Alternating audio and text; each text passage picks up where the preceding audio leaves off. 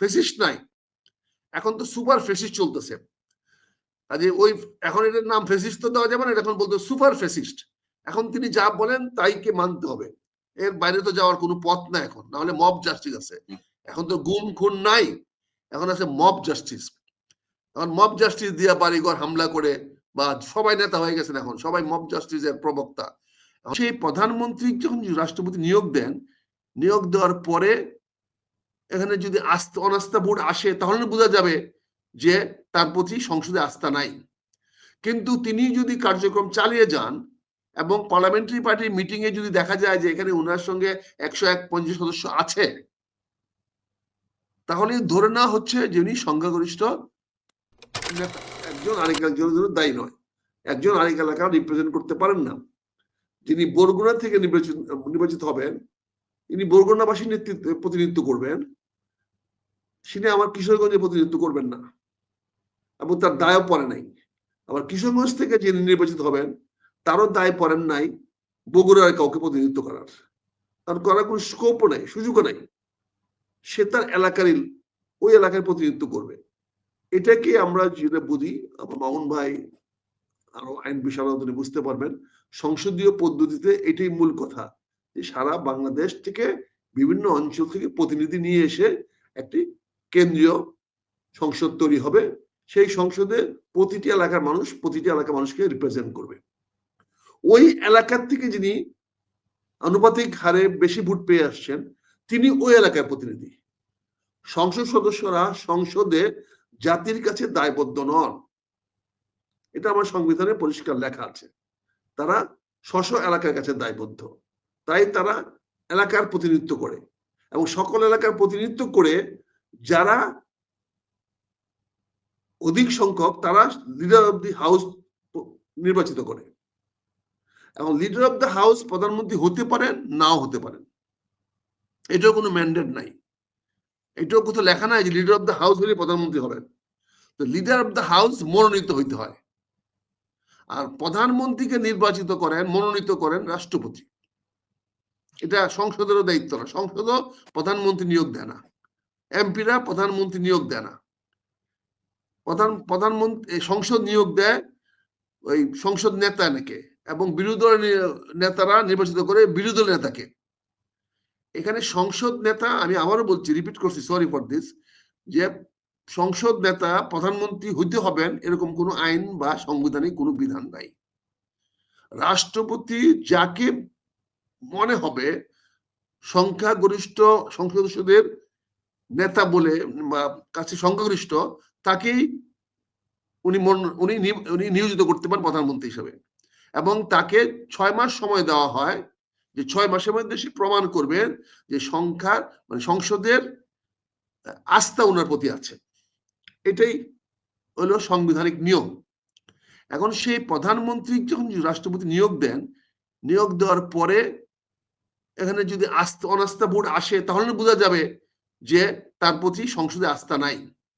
কিন্তু তিনি যদি কার্যক্রম চালিয়ে যান এবং পার্লামেন্টারি পার্টির মিটিং এ যদি দেখা যায় যে এখানে ওনার সঙ্গে 151 সদস্য আছে, তাহলে ধরে নেওয়া হচ্ছে যে উনি সংখ্যাগরিষ্ঠ নেতা এবং উনি সংসদের আস্থা অর্জন করেছেন। সংসদে আস্থা অর্জন করেছেন, তখন উনি প্রধানমন্ত্রী থাকতে পারবেন 6 মাসের পরে। কিন্তু 6 মাসের আগে রাষ্ট্রপতি ইচ্ছা করলে 300 সদস্যের যে কোনো একজনকে 6 মাসের জন্য নিয়োগ দিতে পারেন। ওই শর্ত আছে যে 6 মাসের মধ্যে ওনাকে প্রমাণ করতে হবে যে সংসদের আস্থা ওনার প্রতি আছে। কাজে এখানে ওই 2/3 মেজরিটি নিয়ে ইলেকশন পাস করে আসলেই একজন হয়ে যাবে, আবার না আসলে হবে না, এরকম তো কথা নাই। আমরা ভারতের পার্লামেন্টে দেখেছি দুইবার ওই কি সিং যেন প্রধানমন্ত্রী ছিলেন, মনমোহন সিং। তার আগে ভিপি সিং ছিল না, ভিপি সিং, আমি উনাকে আসি, মনমোহন সিং, উনি তো প্রধান সংসদ সদস্যই ছিলেন।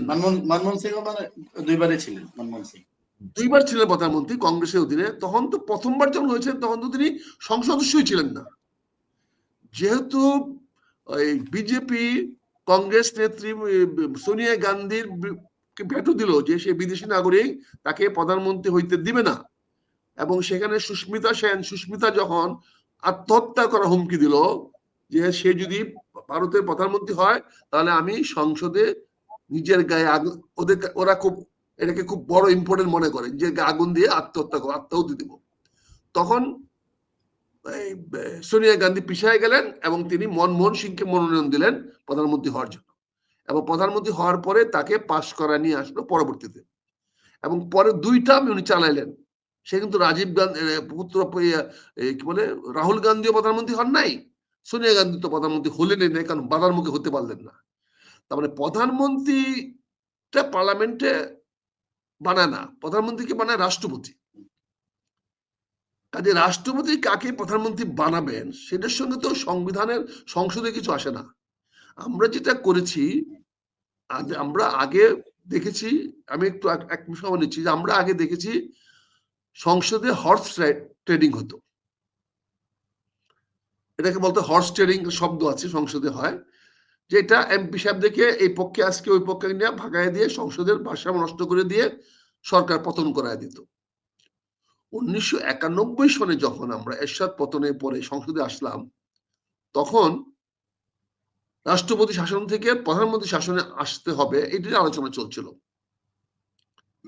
সৌভাগ্যক্রমে ও দুর্ভাগ্যক্রমে আমার একটা সুযোগ হয়েছিল একটা নিমন্ত্রণ পার্টির আয়োজন করার জন্য। আজকে কুর্মিটোলা যে গলফ ক্লাব আছে, সেই গলফ ক্লাবে আমি একটা ডিনারের ব্যবস্থা করেছিলাম। ডিনারটা করেছিলাম, ইনফ্যাক্ট আমার ছেলে তখন বিদেশে পড়তো, সে বিদেশ থেকে আসছে, তার জন্য একটা ডিনার পার্টি করেছিলাম গলফ ক্লাবে। তখন গলফ ক্লাবটা ছিল বাংলাদেশের ক্ষমতার একটি উৎস। এরশাদ আমলে গলফ ক্লাবকে বলা হইতো ক্ষমতার একটা উৎস, কারণ এরশাদ সাহেব গলফ খেলতেন, সকল চামচরা গিয়াইসা এরশাদ সাহেবের সঙ্গে গলফ খেলার নামে ওই এলাকায় ঘোরাঘুরি করতেন। এবং সেখান থেকে এই যে র্যাঙ্কসের রৌফ চৌধুরী, তারপরে জালাল আহমেদ, তৎকালীন বিখ্যাত মানে ওই যে কিং মেকার্সরা, তারা এখানে ঘুরপাক করতেন। ফলে গলফ ক্লাবটা ছিল এরশাদ আমলে একটা অত্যন্ত আলোচিত একটা স্থান। তখন সেখানে যখন দাওয়াত দিলাম, তখন একমাত্র দেশমাতা খালেদা জিয়া এবং শেখ হাসিনা ছাড়া টপ 40 জন নেতা, 40 জন নেতা সেখানে উপস্থিত ছিলেন। এবং সেখানে বসে আমরা আলোচনা করে সিদ্ধান্ত নেই যে আমরা সংসদীয় পদ্ধতিতে ফিরে যাব। এটা ছিল একদিক দিয়ে দেশমাতা খালেদা জিয়ার প্রতি বিট্রায়াল, কারণ উনি ছিলেন প্রেসিডেন্সিয়াল ইলেকশনের পক্ষে। আর আমরা বললাম প্রেসিডেন্সিয়াল করলে এরশাদ জেলখানা থেকেও জিতে যাবে, ফলে প্রেসিডেন্সিয়াল ইলেকশনে যাওয়া যাবে না, সংসদে যেতে হবে। ওইখান থেকে আমরা সংসদে গেলাম। তখন বিচন্দ্রী সাহেব প্রস্তাব করলেন তাহলে আর্টিকেল 70 কে অ্যামেন্ডমেন্ট সংশোধন করতে হবে। কি সংশোধন করতে হবে? যে এমপিরা কখনোই দলের বিরুদ্ধে ভোট দিতে পারবে না, দলের সিদ্ধান্তই এমপির সিদ্ধান্ত। এইটা ওই দিন দুই পার্টি রাজি হলো। এই আব্দুল আজাদ ছিলেন, জিলুর রহমান সাহেব ছিলেন, তোফায়েল আহমেদ সাহেব ছিলেন, রাজ্জাক ছিলেন, আমাদের বিচৌধুরী সাহেব ছিলেন, অলি আহমেদ ছিলেন, জেনারেল মাজিদুল হক ছিলেন, তারপরে স্বরাষ্ট্রমন্ত্রী ছিলেন কর্নেল বলে গেলাম কি নাম, মুস্তাফিজ ছিলেন। দেয়ার অল টপ 40 জন বাংলাদেশে তখন টপ পলিটিশিয়ান, পপ রাজনীতিবিদ ছিলেন। কমিউনিস্ট পার্টির ইয়া ছিলেন ওই সেলিম সেলিম ভাই ছিলেন, তারপরে মানে বললাম তখনকার দিনে যে রাজনীতিবিদ ছিলেন, আমি সরি ভুলে গেছি 30 বছর আগে কথা, 40 বছর আগে কথা ভুলে গেছি, সেটা হলো। আর্টিকেল 70 দেখা গেল পরে এটা বুমেরাং হয়ে গেল। এবং এই 70 ধারায় আমি আমার এমপি পদ হারাইলাম 2000 সনে। 2000 সনে আমি আমার এমপিশিপ হারাইলাম এই আর্টিকেল 70-তে, কারণ তখন বিএনপি সংসদ বয়কট করেছিল লাগাতার ভাবে। তখন আমি বলেছিলাম যেহেতু লাগাতার ভাবে বয়কট করতেছি, আমি একদিন উপস্থিত হয়ে আমি 90 দিন করে আমি বেতন নিব না, ভাতা নিব না, আমি এটাকে বৈধতা দিব না, আমারটা চলে যাক, আমি সংসদে গেলে একাই যাবো।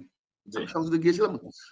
আজকে আমি আবারও বলছি, আমি মামুন সাহেবের সঙ্গে একমত যে আমরা যারা বুঝি না এই আনুপাতিক হারে কি হয়, আমার মতো হয়তো বেশি লোক নাই মনে হয়, 2-4-5 জন থাকতে পারে, অনেক সবাই তো বুঝেন, সবাই তো বুদ্ধিমান মেধাবী লোক, সবাই বুঝবে যদি থাকে।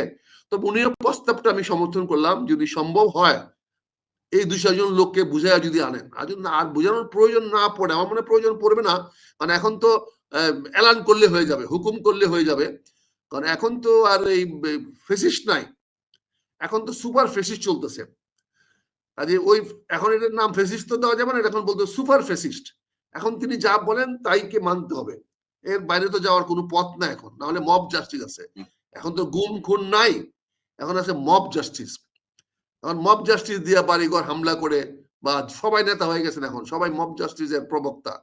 এখন কথায় কথায় দেখি সবাই মানে বেয়াদবি করতে পারলে, মাতবরি করতে পারলে, অন্যের উপরে খারাপ ব্যবহার করতে পারলে, এখন দেখেন ওই খারাপ ব্যবহার করে দেখা দিলাম যে খারাপ ব্যবহার না করলে এই জাস্টিস পাওয়া যায় না।